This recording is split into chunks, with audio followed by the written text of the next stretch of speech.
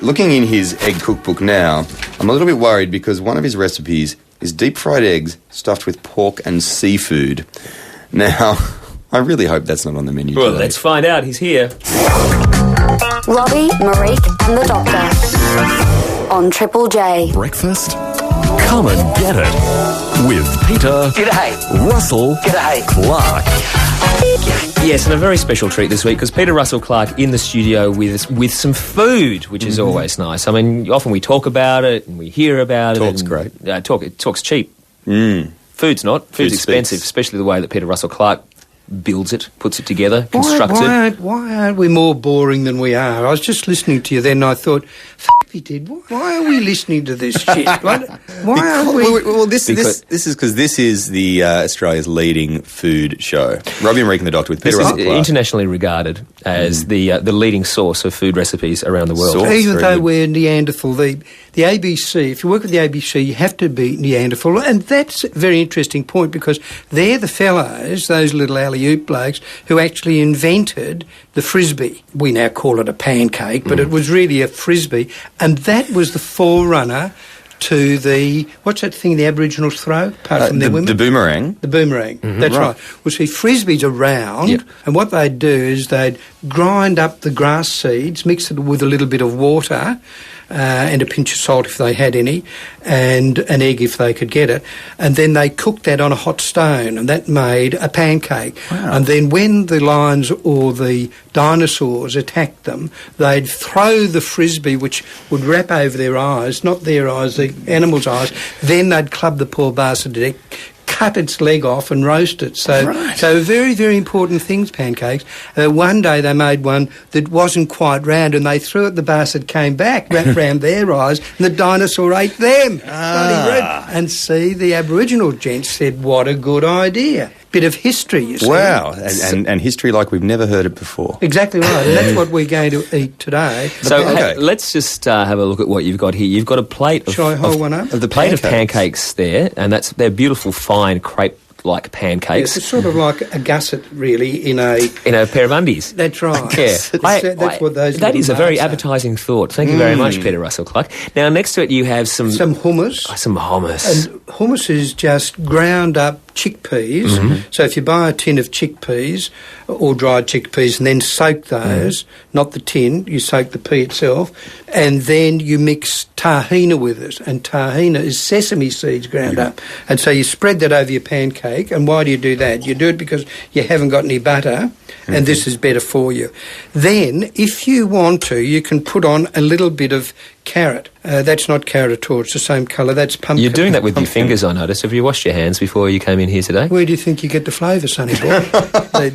The salt and the pepper right there. And I thought some spinach. Now, you could use raw spinach, but both these have been very, very lightly cooked. And to cook the spinach, because I thought I may have to do it in here. Just noticed you licked your fingers then.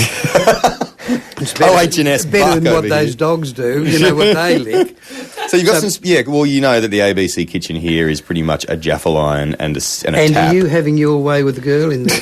No, not that. That's the hot rumour, isn't it? That he's been chatting up the girl Exactly. at the No, cafeteria. When you're the only vegan in the building, you have to make allegiances. I had to get allegiances from the cafe so they could cook my food for me. That is where the story ends. If you Okay, get so- allegiance after having sex, do you put cream on it?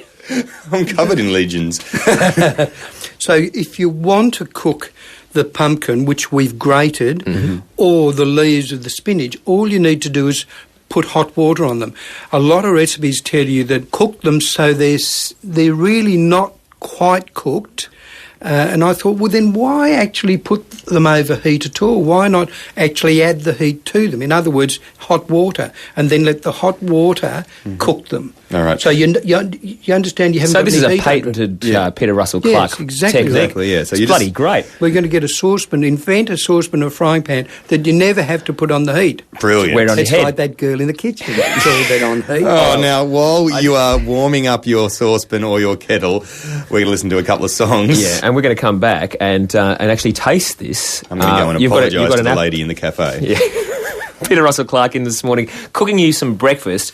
If you've got time to go and whip up a couple of pancakes, a little bit of grated pumpkin, some spinach, some hummus with tahini, and some apple that you're just slicing up nice and fine. I didn't use all my fingers when I touched that food, by the way. Thank you. Robbie, Marie and the Doctor on Triple J. Breakfast? Come and get it. With Peter, Russell, Clark. Yes, Peter Russell Clark is in for your regular recipe update. And today, something very special because he's actually brought in a whole bunch of the ingredients. And in front of us, there is a little bowl of grated pumpkin that he is spooning onto a pancake with a little bit of hummus. There's a finely sliced apple, which he's putting on as well, a little bit of spinach. What's the sauce that you're about to drip on? Plum sauce, and that's you get a couple of plums, boil them up, take the pips out, of course, mix some chilli with them, and a little bit of garlic, and some brown sugar. And that's all it is. And you reduce it, is that the... Yes. It actually, there's a substance in the plums that thickens it. You don't have to actually reduce it as you would, say, a tomato. Wow. So it's called pectin. Pectin, of course, you can make jelly with that. Yes, that's right. Now, I did notice that you have come in with an almost perfect vegan pancake here, an almost perfect vegan meal, which means, Doctor, you should be able to eat this. Well, almost, of course. Unfortunately, I am a troublemaker. But wait on, pardon me interrupting, but this is bullshit about why can't you eat a fucking egg, for God's sake? Because the life of the chicken. But the chicken's not, unless the things did something in the egg, it's not fertilised. No, I know. There ain't no chicken in there, Sonny. It's just the... Mate, wait a minute, Doctor. It's the yellow bit, the yolk. Yes.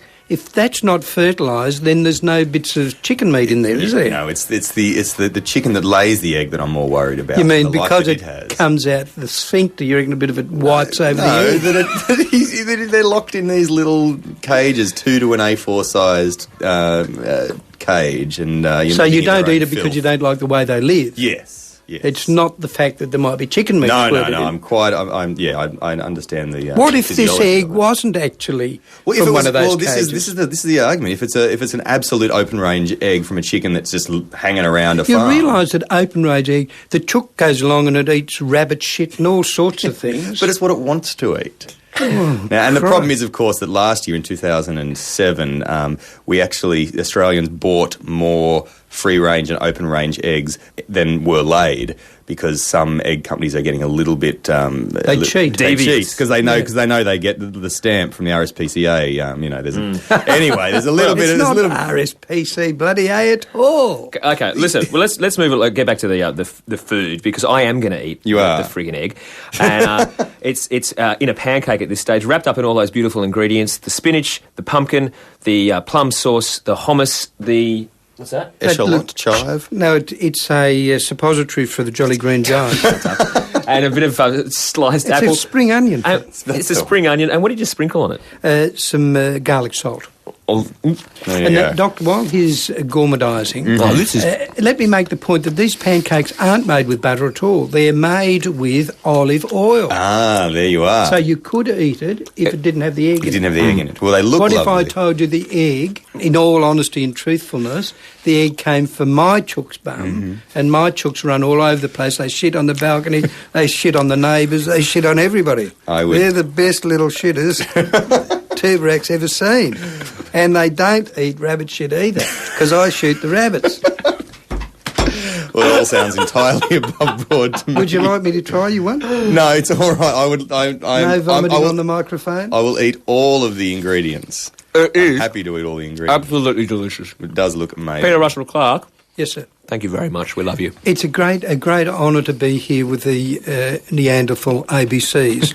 I've always thought they were just commos and puss, but that's not true at all. They're Neanderthal commos and puss. Oh, the best commos. Something very special. Exactly right, and thank you again for welcoming. I'd like to also say goodbye to all the listeners because it's probably the last time I'll be here. You say that every week. You're coming back next time. Happy AFL Finals week. Fuck the AFL Finals. I hate them. I'm anti-football. We welcome you.